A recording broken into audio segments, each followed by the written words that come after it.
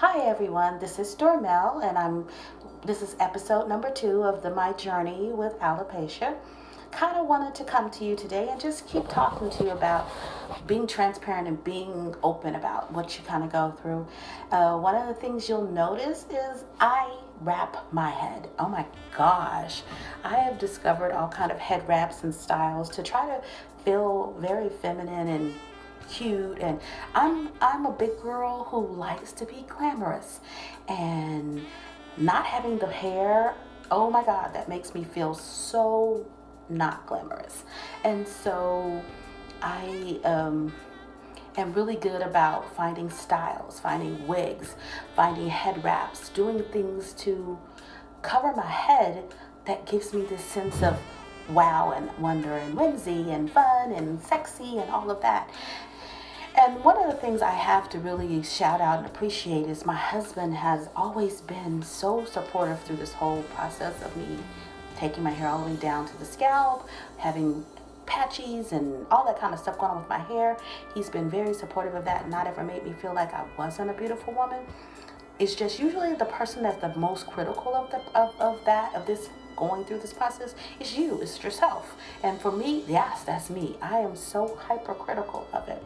I see everything that's wrong. I see the new growth. I see the stuff that's growing in that looks horrible. I mean, people are talking about 4C, 4B, 4A, 3, whatever. I'm like, I have 4Z hair. I mean, I have no hair, and what I do have is growing in like little nut balls, and it's just disturbing to me.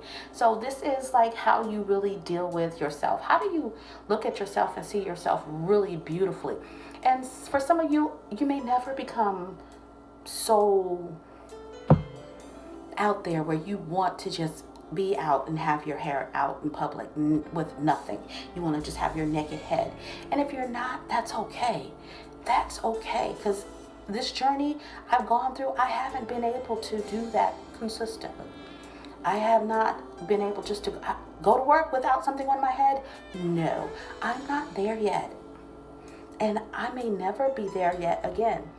In my journey, probably about 2008, 2009, I started a new job, started a new contract with a company, and I was going to be working for the California Department of Corrections, helping to redo a system and do the training for the system.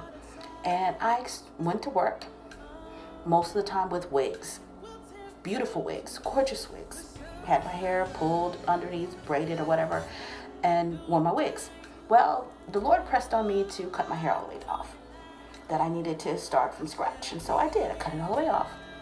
And I stepped out, and I was bold and I was brave, and I went to work with my head.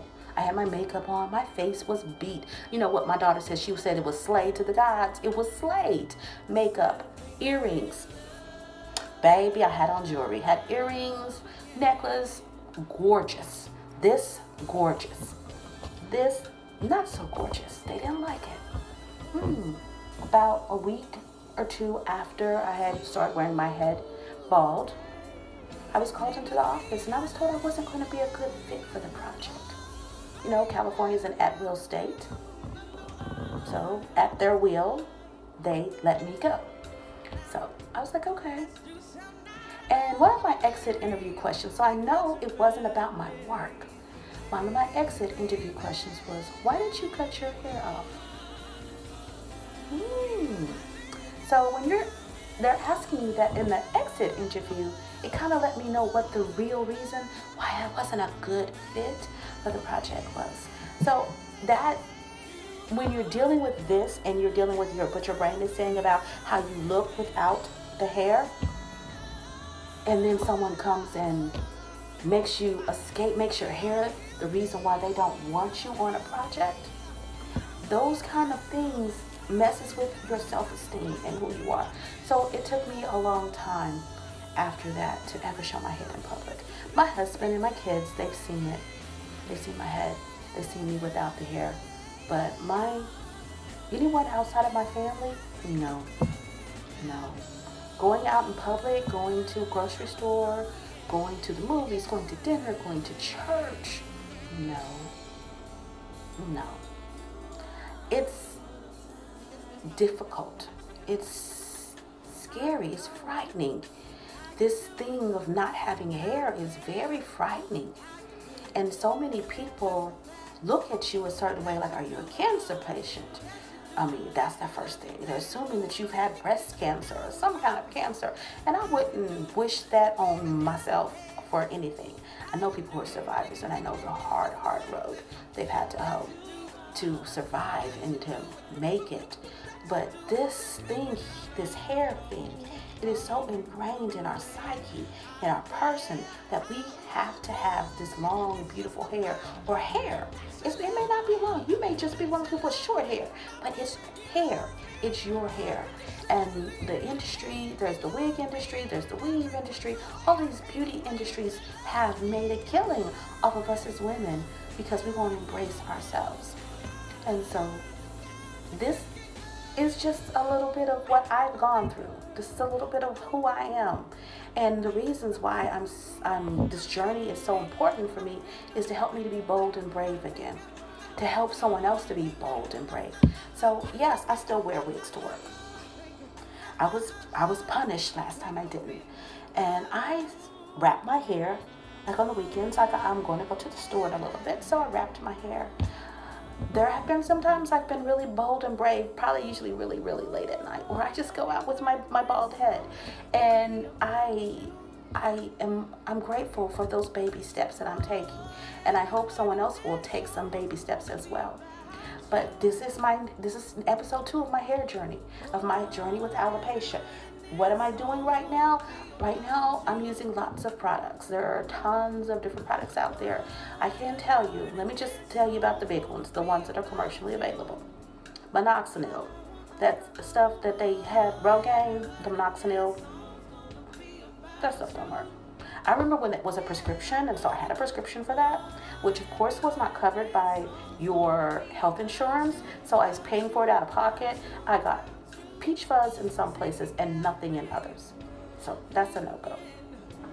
If you're in the Tulsa area, check out my stylist and my sister, Kim Lockett, her beauty legacy hair company and Beauty Undefined. She has her own line of products that will grow your hair back.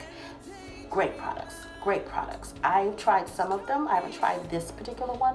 And so I'm not at home. I'm not in Tulsa right now. I'm in Bismarck. So when she sends me some, I will start using it and actually document the journey here with you guys. Another product I recommend and I've been using as part of my journey is moringa. It's it's called from the drumstick plant or the moringa plant from Africa. It sells it in a powder. It's a food. So you mix it with like Jamaican black castor oil, some coconut oil. I mean, I would prefer the Jamaican black castor oil and the moringa. And then you add it, because the Jamaican black castor oil stinks. So you want to add something to cut that smell. Something like rosemary, which is antifungal, or you want to add something like lavender, which is an antifungal, tea tree oil. Essential oils are so important. I love my essential oils. And so I try to keep them using in my hair products. Another thing I haven't tried, but it's been recommended to me, is Kalonji oil. And so I'm going to kind of, as I go through testing some of these things out, I will share the results. Hey, some of it may be nothing. Some of it may be telling you, don't waste your money, don't waste your time. Some of it might be, you can get some limited success. But I just have to tell you, the chemical, the Rogaine stuff, the female Rogaine, don't work. I don't know if it worked on men. I'm not a man. I can only tell you that for me as a female, it didn't work. It was a waste of my time. And the biggest thing I've discovered is your scalp has to be really healthy. I had some issues with my scalp, and I really worked hard on that. I did a coconut oil and sea salt treatment. I would rub it on my scalp, and that the salt is stimulating. The coconut oil is a good transport of oils, because your scalp is a lot of times irritated because it's very dry. And I would leave it on for 15 minutes. Then I would go take a shower and wash my hair with a sulfate-free hair wash or if you want to do ACV in water, you can do that. Whatever, as long as it's something gentle that's going to wash your hair and leave your scalp feeling healthy and clean and not stripped and not tight. Some products, those sulfate products, the ones with all the paraffins and stuff, those are so tight on your scalp that it hurts. And I noticed that when I would just wash with regular shampoos, that my scalp would be really, really tight. The other thing, massage your head. You have a bald head now. If you've gone all the way down like me, you have a bald head. Massage your scalp. Take and just whatever oils you're putting on, whether it's the Jamaican black castor, you're doing the Kalonji oil, whatever oils, you're doing coconut oil, put something, rub it on and massage your scalp. Your hair follicles, the massaging is loosening up a tight scalp and letting your head to breathe, and will help your hair to start coming back. So I have talked for about 10 minutes and I didn't realize I'd done that, but let's look at where my hair is today. Okay, today, see, I love my head wraps. It's not too tight on my head, didn't leave a mark like sometimes my wigs do, and it's just nice. So this one, I'm getting some growth in some places, and I'll kind of try to swirl the camera around some. Y'all pardon my kitchen because this is the best place to do this. So you see I've got a lot of hair growth in the back. That's not my area of problem. I've got hair growth on the sides, and then I probably have some more hair growth on this side. So kind of wanted you to see what's going on with me. I'm gonna be really transparent and try to do this every week for you guys. If you are interested in staying on the journey with me, please subscribe. This is liberating to me. It's helping me not to be so conscious. And I know there are others out there who's looking, trying to figure out what they need to do and how to do. You'll see me wearing different hairstyles. You'll see me with different wigs, different head wraps, whatever it is that makes you feel pretty. I don't knock that, and don't let nobody else knock you or force you to do something you're not ready to do. If you're not ready to take your hair all the way down, then don't. If you're not ready to come out of your house with your hair the way it is, then don't. This is my journey, and in going through my journey with me, I'm encouraging you to take the baby steps, to do it the way you need to do it. Hopefully, all of us will find our freedom in however we need to live, loving this person, loving this hair, loving this everything the way it is, because your hair may grow back. I'm hoping. I see some growth. I'm happy about that. But I've been this stage before, and I see some growth. But what if it just stops here? Can I like this doormel? Can you like this you? And that's the journey we're on with this alopecia thing. Love all of you guys. I appreciate the time you're giving me to talk about this, and I hope I'll see you next week. Have a good one. Bye-bye. I said I think I'm in love.